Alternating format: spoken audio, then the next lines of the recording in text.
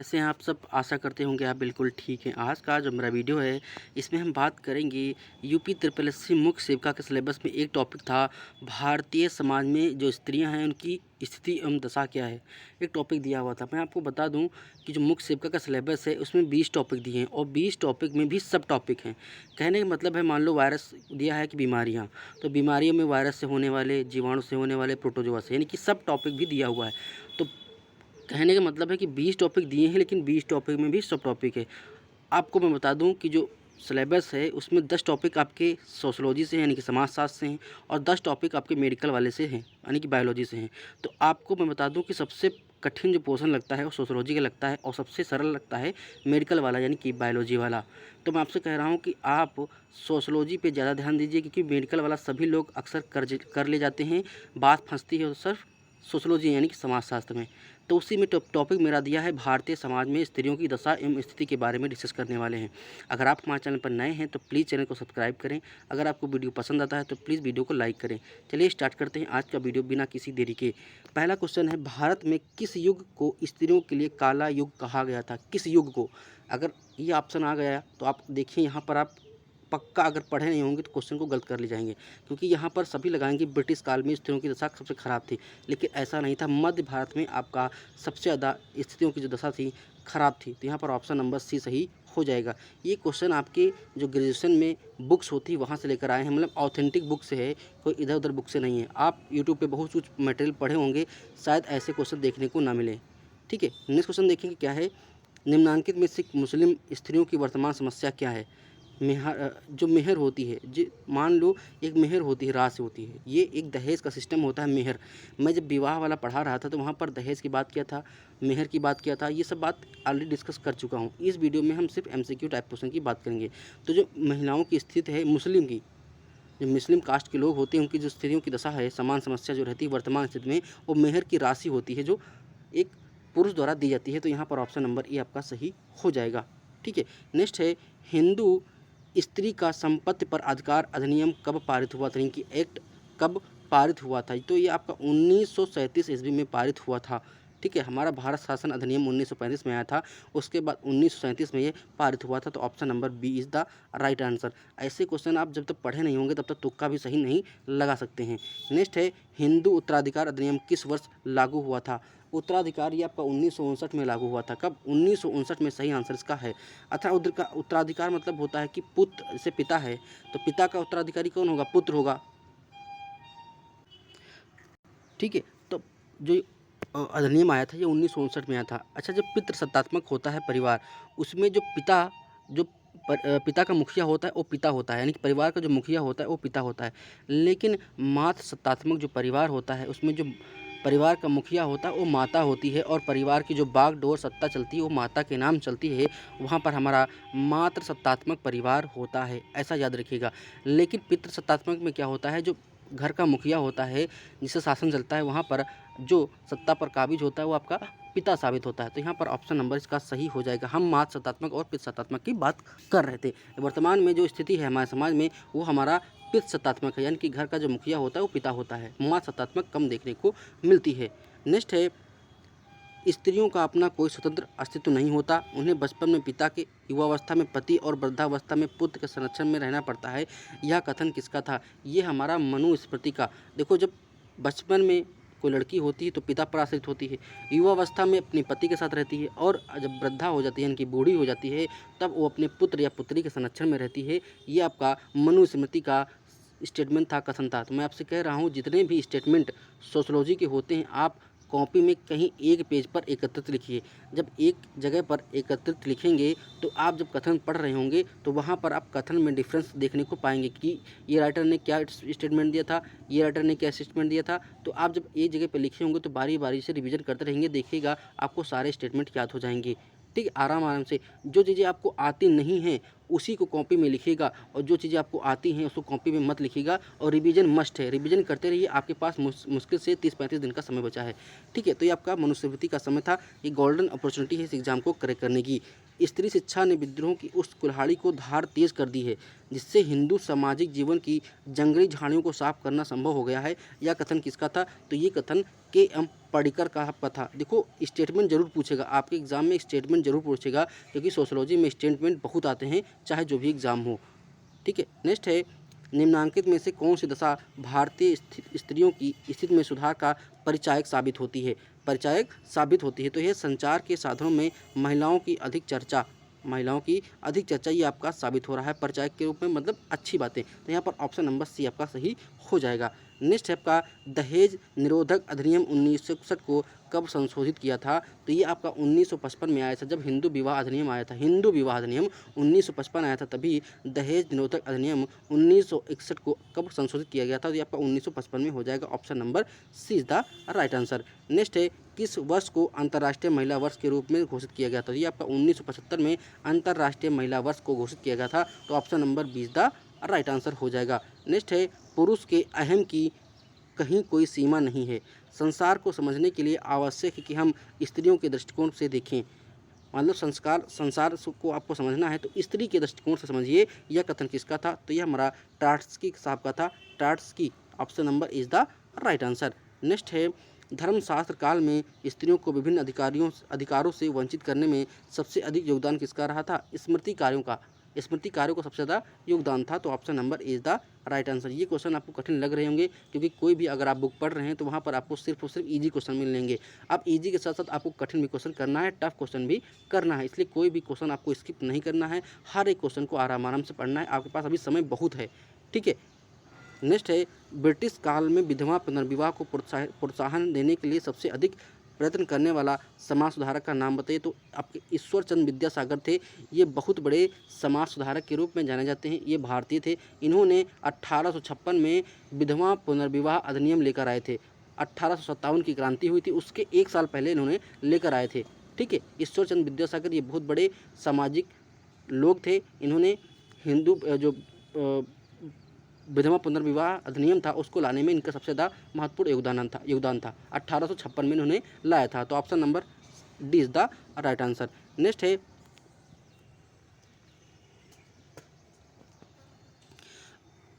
19वीं शताब्दी में भारतीय स्त्रियों की निम्न स्थिति का एक प्रमुख कारण था। क्या था? संयुक्त परिवार की संरचना, यानी कि वहाँ जो परिवार थे वो कंबाइंड रहते थे, यानी कि एक परिवार में कई सारे परिवार रहते थे। कहने मतलब चाचा, दादा, पापा, बुआ सब रहते थे साथ में। तो ये संयुक्त परिवार की संरचना देखने को मिलती थी। नेक्स्ट है, भारत में 19वीं शताब्दी में अनेक समाज सुधारकों में स्त्रियों की दशा में सुधार करने के लिए विभिन्न प्रयत्न किए। निम्नांकित में से समाज सुधारकों का कहीं समूह का चयन कीजिए। तो महर्षि दयानंद, ईश्वरचंद्र विद्यासागर कहीं भी मिले तो ये आपको क्रम याद रखना है। तो option number D is the right answer हो जाएगा। नेक्स्ट है, किस धर्मशास्त्र में यह कहा गया है कि स्त्रियों के बचपन में पिता के संरक्षण में युवा? अभी मैंने बता दिया, ये मनुस्मृति में ये क्वेश्चन रिपीट हो गया। तो option number is the right answer. Next है, the position of the human in the Hindu civilisation, ये पुस्तक किसकी थी? तो ये पुस्तक किसकी थी? The position of women in Hindu civilisation, यानी कि हिंदू सभ्यता में। तो ऑप्शन नंबर बी A.S. काल अल्तेकर साहब ने, अल्तेकर कहीं अल्तेकर आपको देखने को मिलेगा। इनका पूरा नाम अल्तेकर कहीं ऑप्शन में मिलेगा। अगर पूरा नाम पूछेगा तो A.S. अल्तेकर। तो option number B is the right answer हो जाएगा। नेक्स्ट है, भारत में बाल विवाह निरोधक अधिनियम सबसे पहले पारित किया गया था 1929 में, जिसे हम शारदा एक्ट के नाम से भी जानते हैं। शारदा एक्ट के नाम से 1929 में एक्ट आया था। क्या? बाल विवाह निरोधक अधिनियम 1929 में शारदा एक्ट आया था। इसको आप उंगली पे याद रखिएगा, बहुत इंपॉर्टेंट है। नेक्स्ट है, स्त्री शक्ति के सशक्तिकरण की नीति कब अपनाई गई थी? तो 2001 में अपनाई गई थी। Option number see the right answer. अगर आपको वीडियो पसंद आता तो प्लीज़ वीडियो को लाइक जरूर कर दीजिए करिए। और अगर हमारे चैनल पर नए हैं तो प्लीज़ चैनल को सब्सक्राइब कर दीजिए। हम आपको ऐसी कठिन प्रश्नों की सीरीज लेकर आएंगे जो आपको करवाएंगे, आपके एग्जाम के लिए काफ़ी फायदेमंद साबित होगी। नेक्स्ट है, भारत में विधवा पुनर्विवाह को कानूनी मान्यता सबसे पहले थी। अभी मैंने बात किया कि 1856 में ईश्वर चंद्र विद्यासागर ने सबसे पहले भारत में विधवा पुनर्विवाह अधिनियम को कानूनी रूप से मान्यता दी गई थी, यानी कि 1857 की क्रांति हुई थी उसके एक साल पहले। तो option number A is the right answer. Next है, पंचायती राज संस्थाओं में स्त्रियों के लिए 33% स्थान सुरक्षित रखने के लिए एक केंद्रीय अधिनियम पारित हुआ था। ये 1992 में आया था, जब मनमोहन सिंह वित्त मंत्री थे और नरसिम्हा राव आपके प्रधानमंत्री थे 1992 में। तब आया था कि पंचायत जो राज होगा, यानी कि गांव में जो पंचायत होती हैं वहां पर 1/33 जो % आरक्षण होगा वो महिलाओं के लिए रिजर्व किया जाएगा। ये नरसिम्हा राव हमारे प्रधानमंत्री थे और उस समय वित्त मंत्री आपके मनमोहन सिंह थे। ये 1992 की बात है, तभी हमारा LPG आया था। ठीक है, तो option number C is the right answer. Next है, स्त्रियों ने सभ्यता की सभी मूर्खताओं और बुराइयों को उपार्जित किया है और लाभदायक परिणाम को नहीं पा सकी। यह कथन किसका था? तो ये हमारा ब्रिटिश बेब का था। तो option number A is the right answer. कुछ जो स्टेटमेंट होंगे आपको रटना ही पड़ेगा, उसका कोई शॉर्ट ट्रिक नहीं होता है, कुछ नहीं है, आपको रटना है तो सिर्फ रटना है। नेक्स्ट है,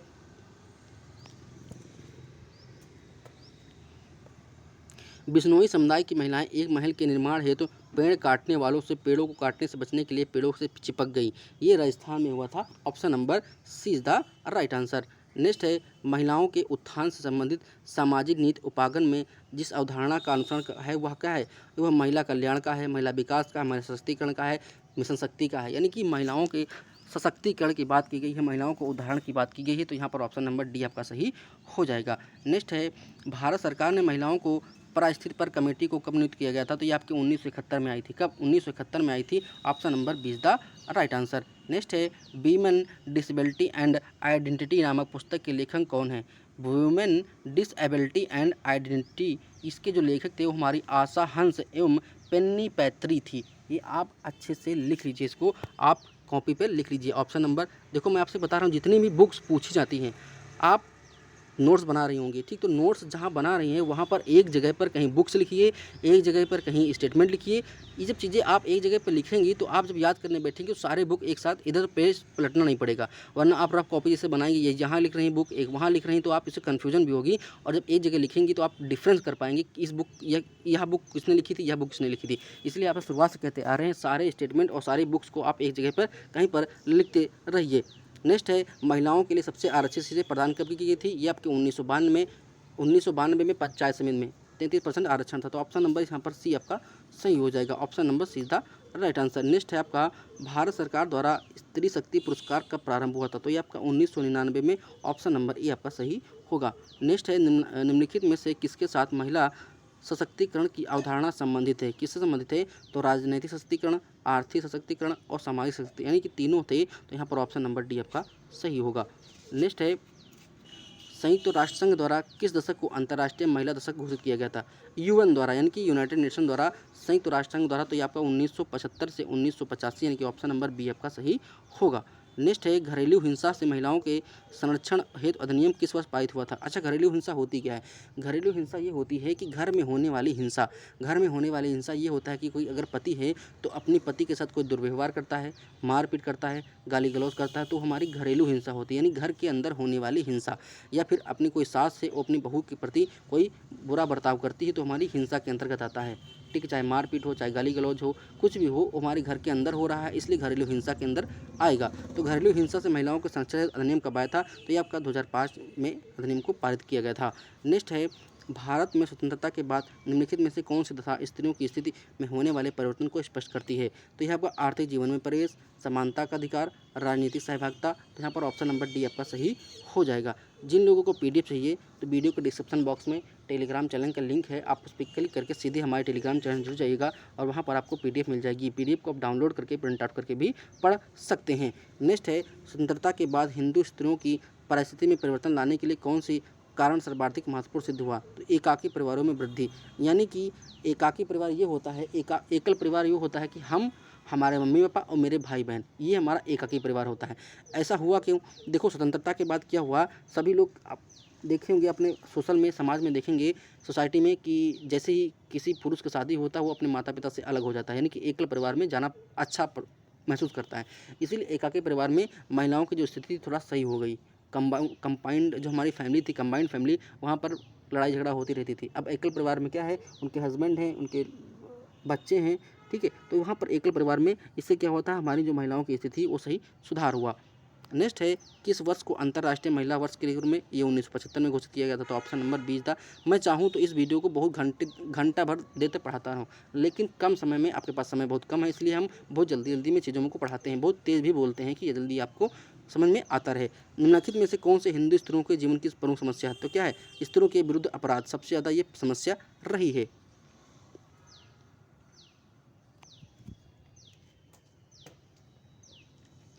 नेक्स्ट है, निम्नांकित में से हिंदू स्त्रियों की वर्तमान समस्या नहीं है, क्या नहीं है? बाल विवाह है भाई, स्त्रियों की समस्या है, जब कम उम्र में शादी हो जाती है तो बहुत परेशानी होती है, तो ये भी समस्या है। अंतर जातीय विवाह पर नियंत्रण, ये भी है। दहेज प्रथा, लेकिन यहाँ पर नहीं पूछा है, तो बहुपत्नी विवाह ये समस्या नहीं है। ठीक है, मैं आपको बता दूं, जब भी आपको क्वेश्चन को पढ़ना है तो बहुत ही आराम से पढ़ना है। एग्जाम में भी आपको जल्दबाजी बिल्कुल भी 1% नहीं करना है, क्योंकि आपके पास 120 मिनट का समय रहेगा। 100 क्वेश्चन आपको करना है, आराम आराम से करिएगा, आपके पास समय बहुत है। ठीक, अगर आप क्वेश्चन आते हैं तो आप पूरा पेपर आप महज 40 मिनट में करके बैठ जाएंगे और 20 मिनट में आप OMR शीट भर देंगे, यानी कि आपका 1 घंटे में आपका पेपर हो जाएगा। इसलिए जल्दबाजी भी नहीं करना है, बिल्कुल आराम आराम से करना है, आपका पेपर बहुत समय है। ठीक, जल्दबाजी बिल्कुल भी नहीं करना है। नेक्स्ट है, निम्न में से कौन सा हिंदू महिलाओं की वैवाहिक समस्या नहीं है? कौन सी समस्या नहीं है? बाल विवाह समस्या है, विधवा पुनर्विवाह है, दहेज और तलाक, लेकिन बहुपति विवाह समस्या ये नहीं है। ठीक है, नेक्स्ट है, भारत में राष्ट्रीय महिला आयोग का गठन कब किया गया था? तो यह आपको जनवरी 1992 में, मैंने बताया कि नरसिम्हा राव प्रधानमंत्री थे और वित्त मंत्री आपके मनमोहन सिंह थे। तो 1992 में राष्ट्रीय महिला आयोग का गठन किया गया था, तो ऑप्शन नंबर सी आपका सही हो जाएगा। नेक्स्ट है, किस वर्ष को महिला सशक्तिकरण वर्ष घोषित किया गया था? तो ये आपका 2001 में घोषित किया गया था। नेक्स्ट है, संयुक्त राष्ट्र ने किस वर्ष को अंतर्राष्ट्रीय महिला वर्ष घोषित किया था? तो 1975 को घोषित किया था। संयुक्त राष्ट्र मतलब यूनाइटेड नेशन ने 1975 में अंतर्राष्ट्रीय महिला वर्ष को घोषित किया था। तो ये आपका क्वेश्चन था, 39 क्वेश्चन थे महिलाओं की स्थिति के लिए उनके सुधार के लिए। आशा करते हैं वीडियो पसंद आया तो प्लीज़ वीडियो को लाइक करें, शेयर करें, सब्सक्राइब करें और देखते रहिए हमारा अपना यूट्यूब चैनल एग्जाम आरजू क्लासेस। मिलते हैं नेक्स्ट वीडियो के साथ, नेक्स्ट अपडेट के साथ। आपका दिन शुभ हो, मंगलमय हो।